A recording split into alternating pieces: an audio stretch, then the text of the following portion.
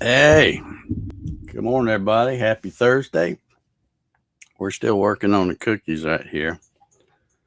Hope everybody's doing well. Man, it's a little nippy out here. It fall hit right on schedule this year. We I think we got down to about 53 according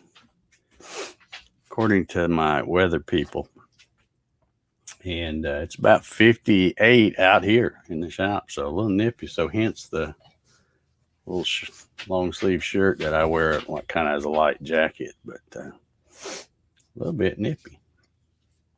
That don't stop the Cookie Monster though.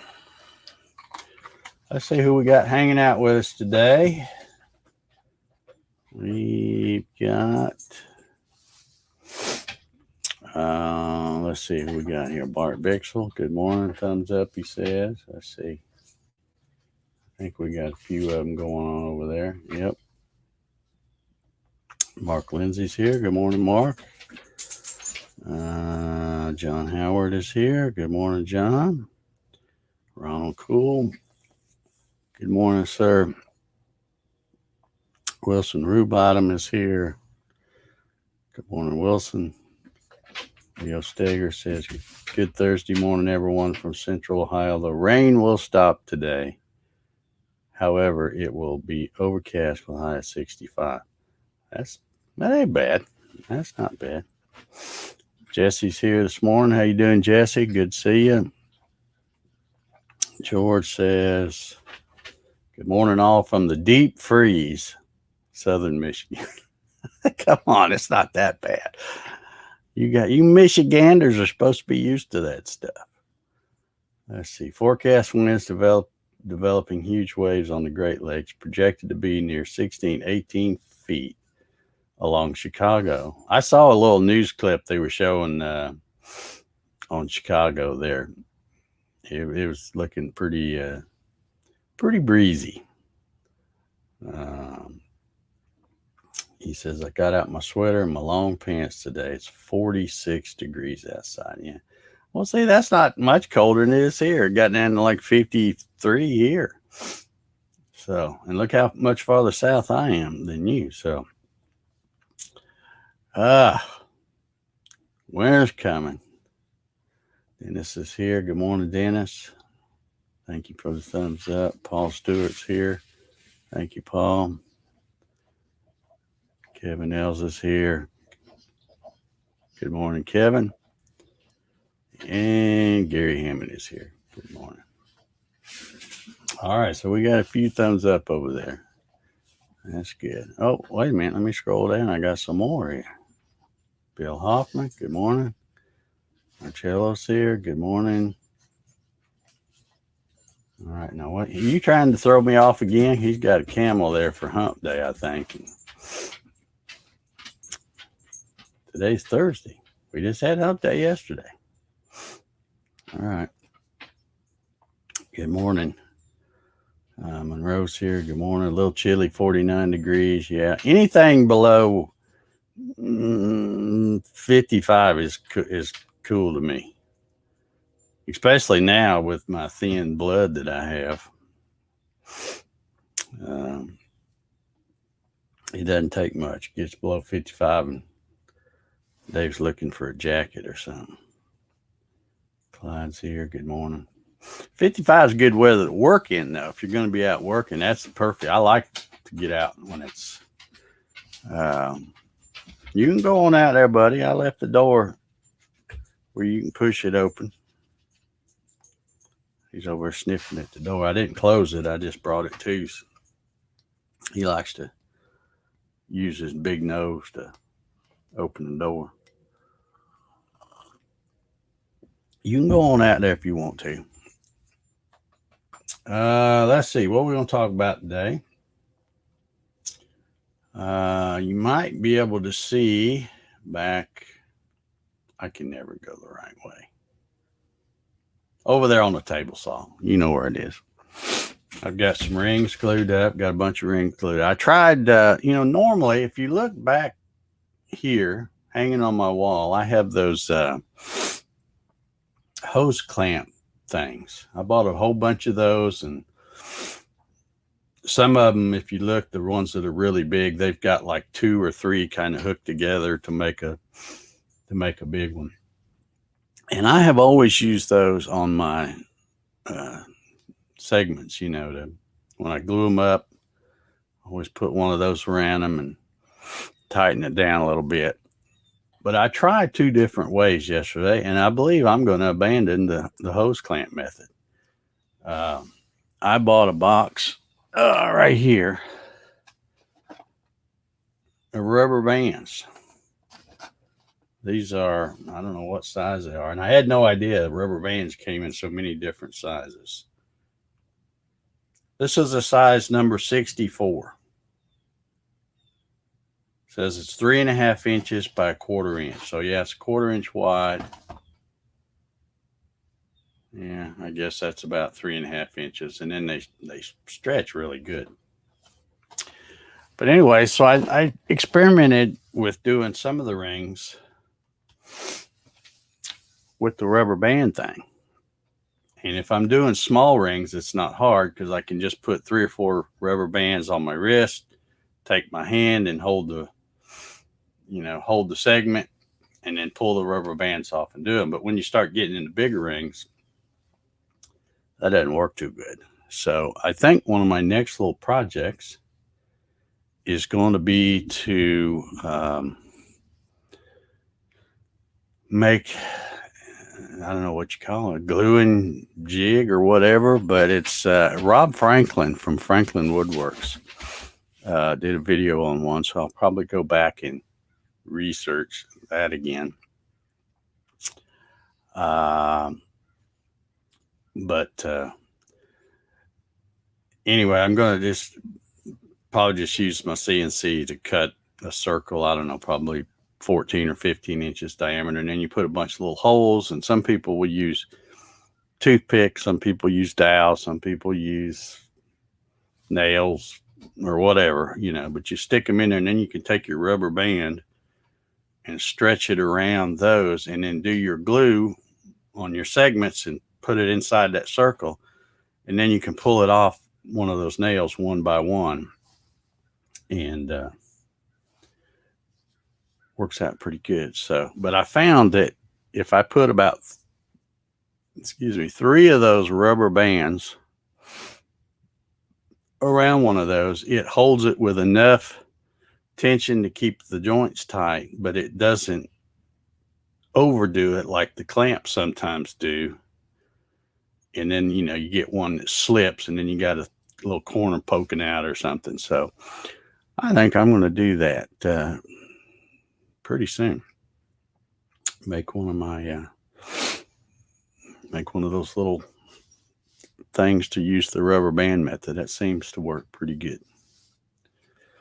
So let's see here. Did I miss some comments? John says it's 52 in Kokomo. Working on another Chili's kitchen equipment. All right. There's Jim Senecola.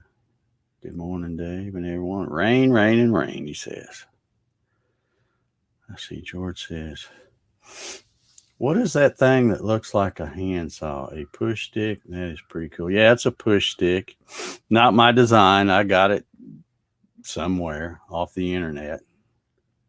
Some free plans. And I don't really like that one. If you look at just to the left of that one, you see that big old honking thing. That one's cut out of 3/4 plywood. And there's 2 pieces laminated together, so it's like 1.5 inches thick.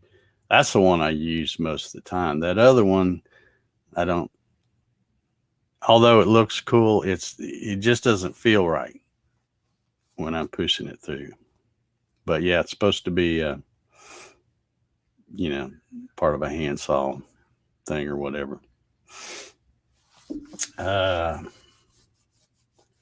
Let's see, what else was I going to talk about? I guess they still haven't found a scumbag yet.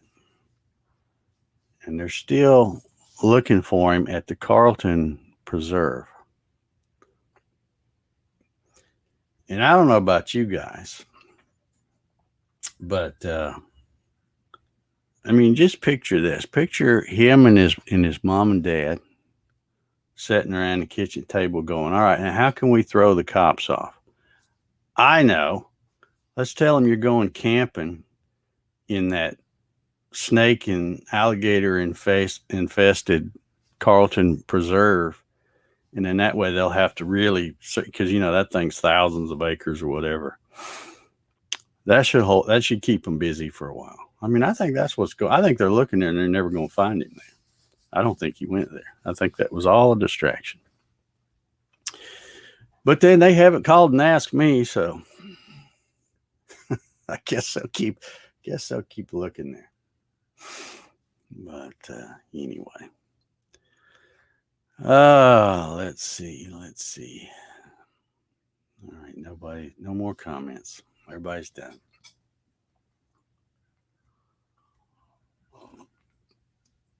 Man, I'm gonna tell you what, it's downright cool out here.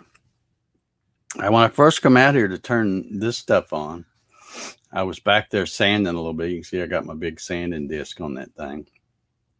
So I've got dust scattered all throughout the shop now.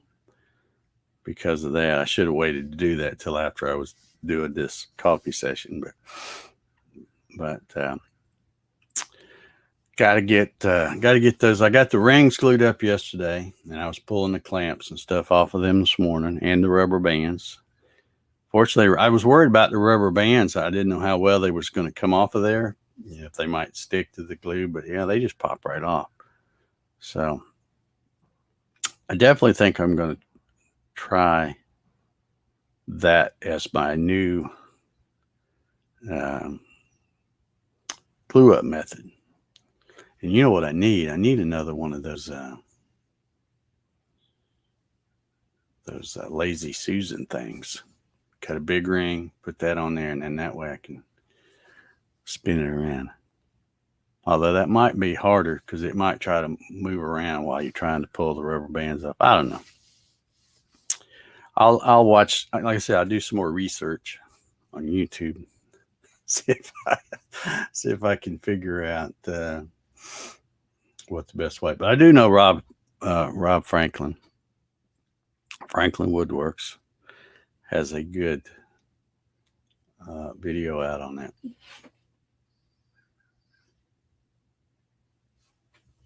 All right. Gary says, I heard a trail cam caught him on the Pinhoti Trail. I don't know what that is. Is that in that Carlton Reserve, or is that in a whole nother place? Who knows? I mean, he could be in there, I guess. But it just seems like that would be a perfect, and because the way his parents are about as big as scumbags as he is, as far as I'm concerned. Because they're doing everything they can to make it hard for the authorities to catch this guy. And I think later on they're going to end up being charged too. So just my 2 cents. Ain't really worth nothing, but anyway. So anyway, the plan is, like I said, I got the rings glued up yesterday. So the segment rings glued up. So now the plan today is to get the rings glued on each other. And of course, I'm trying to do 2 bowls at once here. So I'm not sure if I'm going to make it because today is Thursday. So what I might do today is, while I'm waiting on those ring layers to get glued up, I may go ahead and do another project and video it. And then that way, because I'd really like to do that other video where I do them both in the same video and show the comparison of the RIT and the unicorn spit. That's really the way I want to do it. And so I may not get in a rush and do another little quick project in between, and then use that video maybe. Because I got something else that I saw the other day. My buddy Braxton. Anybody know about Braxton? He posted a thing on Facebook Braxton Worthland. He posted a thing on Facebook the other day and said he was in the hospital, some hospital out there. But he didn't say what he was in there for or what the deal is. And I sent him a message yesterday checking on him, and I hadn't heard back from him. But I just wonder if anybody knows anything about him. Let's see. And it says, John Welsh, America's Most Wanted, put out his opinion. He said the scumbag was never at the parents. They never actually saw him. Well, see, that's what I'm saying. His parents are such scumbags, too. They're lying through their teeth about a lot of stuff, too. And the lawyer up and all that stuff, I don't know. I just don't know. I mean, if you ain't guilty, you sure are making it look that way. But it'll all come out. You know, they always catch them. Always, you know, you just don't get, you think you get away with stuff, but you don't get away with it. And I would think today it's even harder and harder to get away with stuff just because of the technology, not only the, the police law enforcement technology, but mainly the technology that everybody's got a video camera in their pocket. So you can't go anywhere and start, and that guy's pretty easily recognizable. I think he's bald, so it's not, I guess he could put a wig on or something. I don't know. Yes, he says they will find him dead. He's not man enough to stand up for what he did. Yeah, that's what happens a lot of the times. But we'll see. I don't know. It's just crazy. Just crazy. I think to me, the craziest thing about the whole thing is the way his parents are acting. I'm like, man, what kind of people are you? Okay, Gary says okay, so that's like a big trail thing or something. Okay.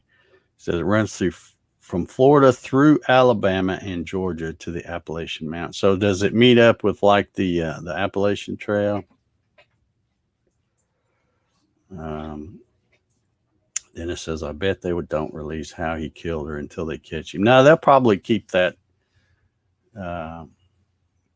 quiet because they may need that information later. And it doesn't, I don't need to know. I just hate it that he did it, but I don't need to know the details. But gotta tell y'all something else here. I know we got one or two CNC folks out there. probably 90% of y'all are. I don't know how many.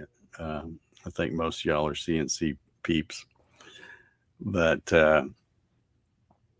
in case you didn't know, and it came out a couple of days ago. I think it came out on the 21st. And I think today's the 23rd. Yeah, according to my thing, unless I put that wrong, which there's always that possibility. But anyway, it came out a couple of days ago, and that is a CNC book by my buddy Ralph Bagnall. If you don't know who Ralph Bagnall is, if you've ever been to any wood show, any of the woodworking shows, you've probably seen Ralph Bagnall. You've probably seen him demonstrating some kind of product. Most likely the micro, what do they call that thing? The micro jig, the gripper, the table saw thing. What is that thing called? I got two of them. I don't even know what it's called. I see one of them from here. I never use them. Hence my other push sticks over there. I thought they were cool. They got me hook, line, and sinker. I bought two of them. big pack and stuff at one of the wood shows. I forget how much they were, a couple $100 probably. And then I'm like, nah, I don't like these. They're too much trouble to set up. Just a good old push stick works better. But anyway, you've probably seen man, that dust is floating around in here. Something I get, throat's all getting tickly. But no doubt, if you've been to a wood show, the gripper, okay, thank you, Ronald. I thought, yeah. But isn't it called the micro jig gripper or something? I don't know. But anyway, you've no doubt seen Ralph Bagnall at one of those woodworking shows in a vendor booth demonstrating either that product or maybe something else. Great guy. Great guy. I've been seeing him at those shows for quite a while, but I didn't really meet him until I think it was at the Hickory show. I don't remember what year that was. It's hard to remember because I keep wanting to say just a couple of years ago. And I'm like, no, COVID's been around a couple of years. So I think it was in 2019. I think. Anyway, good guy. He has a lot of great videos, not on YouTube, but he does them on, it's called Woodcademy is what his thing is. But if you look that up on Amazon, you'll see where you can watch all this stuff on there. Mark says the gripper looks like it would be handy on a joiner. Well, I think they're really handy and a good safety tool. But I think it'd be like, okay, I'm going to keep this one set up to do this stuff on this tool. But because there's all kinds of attachments and things, but by the time you do it and get it set up, you could have just grabbed, like on a table saw, for example, you can just grab a couple of push sticks and you'd be done way before you ever get that thing set up. I think that's just my opinion. It's, but yeah, I think they're great if you use them and keep the same kind of setup. If you cut the same kind of thing over and over or on a joiner or whatever, yeah, they'd be great. They're definitely better than using your hand on it. But anyway, I wanted to mention, and I'm gonna put this link in here.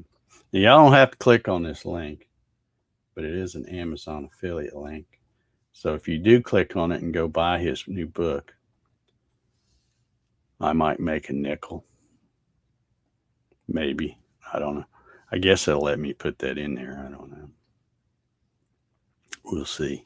But anyway, that's the Amazon affiliate link. I should have put the name of the book on there too. Let me do that. Yeah, I think it worked. But anyway, I'm going to help him promote this book. And it is called Beginner's Guide to CNC Machining in Wood. And one reason why I was kind of excited about this book is because Ralph sent me an email. Oh, let's see. It was right after I had my heart attack, I think.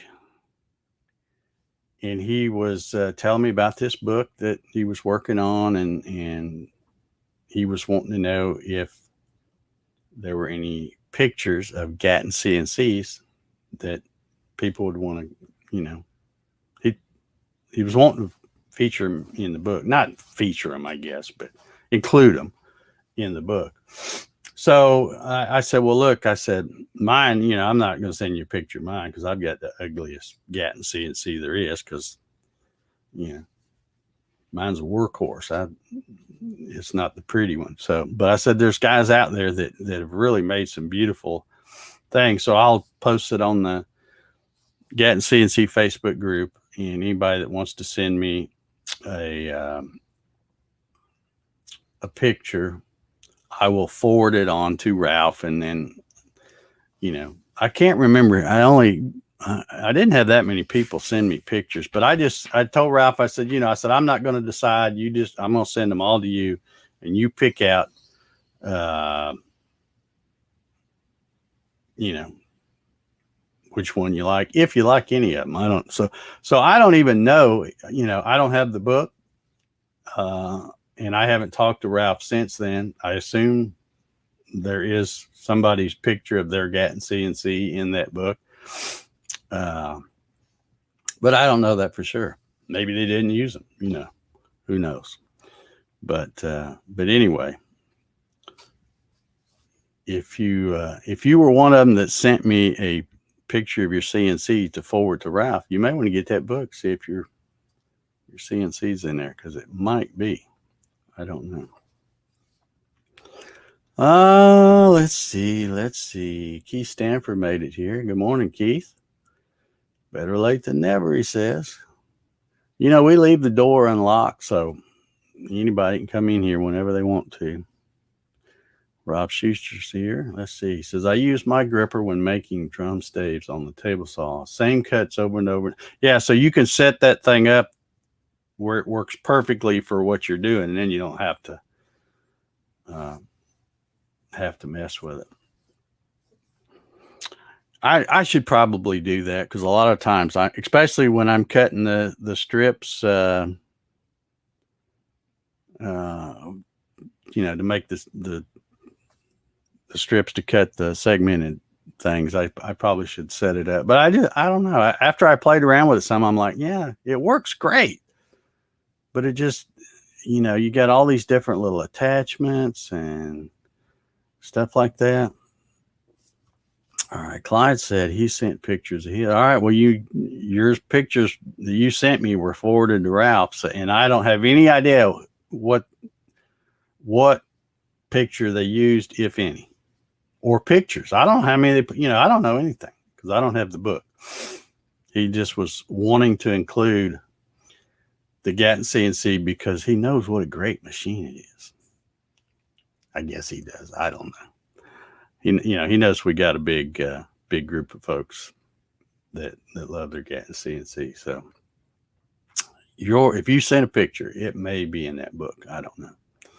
And if you do purchase the book and use that Amazon affiliate link, I thank you. Like I said, I might make a nickel or two off of it. And it doesn't cost you anything extra. So, that's how the Amazon thing works. But Dennis says the link works, not a bad price. Yeah, I think it's, well, let's see. Paperback is $19.99, and if you get it on Kindle, if you like the Kindle thing, I don't do Kindle, it's $14.99. Yeah, and I think when it first came out the other 2 days ago, I think it was $21.99. I think it may not have been, but anyway. And there's a picture of Ralph on that Amazon page, but yeah, I'm sure it's a good book. It says here, it says Beginner's Guide to CNC Machining in Wood, Understanding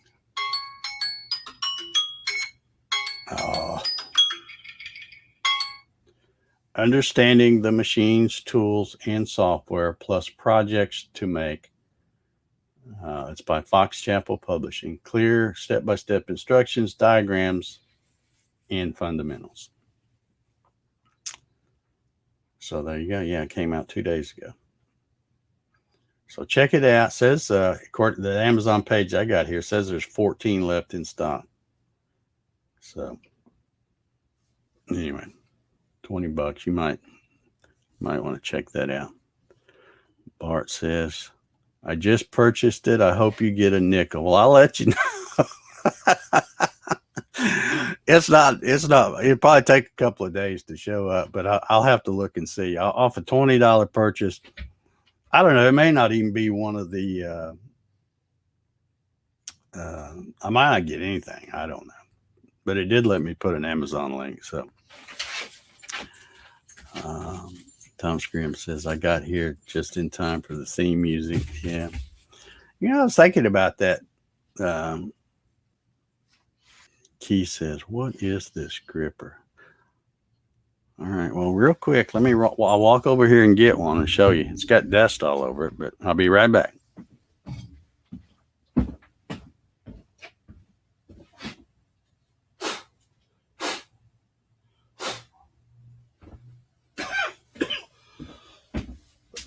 Oh, I shouldn't have blown the dust off of that. All right, this is one. You can see how much I use mine. It's covered up with dust. But it's a oh man. But it's a kind of like a push stick type. Oh, dang. But it's got rubber stuff here, so it does grip. It's got these little attachments. I think there we go. So you can slide these down. I mean, it does all kinds of different stuff.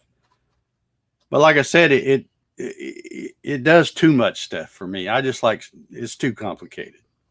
I thought it was cool, and it was probably Ralph that talked me into this. I don't know, because I bought a set that had two of them.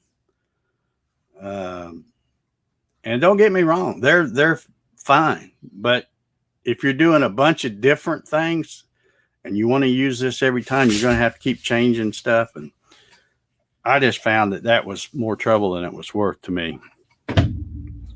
But I just use a plain old wood push stick. Actually, I usually use two, because I use one of the wooden ones to put on there and push it. And then I usually use that little plastic stick that came with the table saw to kind of push it up against the fence as I'm pushing it through.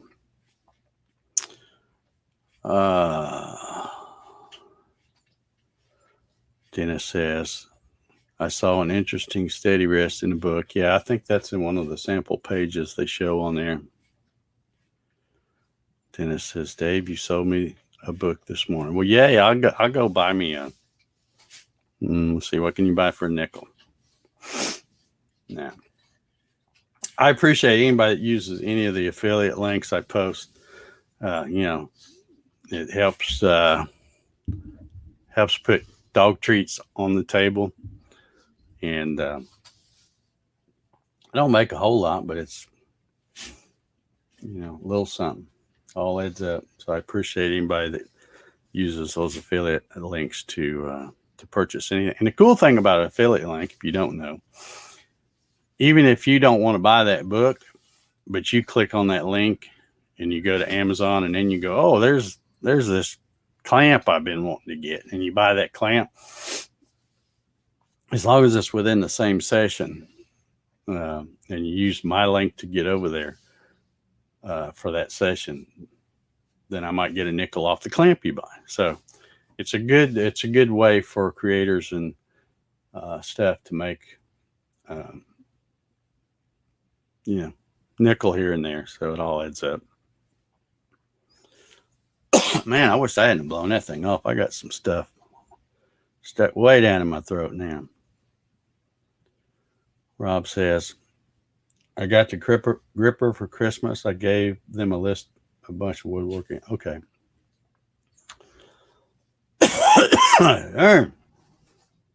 Mark says, if you set it up to do dedicated jobs, I think it would be worth it. Other than that, I would just use it. But yeah, same here.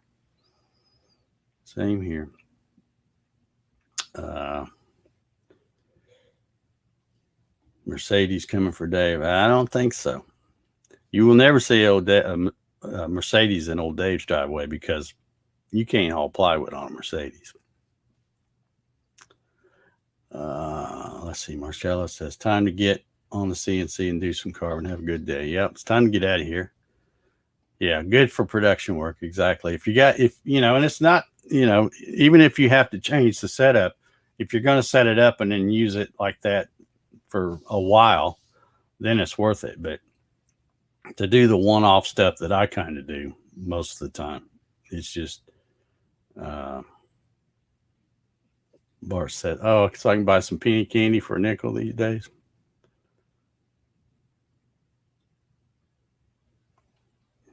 He says, I might a quarter out of this link. I don't know. I'll look and see. like I said, probably take a couple of days. All right, I got to get out of here. Got to go hack up a bunch of dust now, looks like. Uh, got to get to sanding. Got to find me a mask here to put on and start sanding those rings and try to get that going. So everybody have an awesome day. Get out there and make something cool in your shop if you can, and if you got a shop. And we will come back tomorrow. Let's see here. I'm on the wrong page over here. Yeah, we'll be back for number 397. And bring your coffee. Let's see. Tomorrow's Friday, so we'll get the weekend kicked off. Let's see y'all.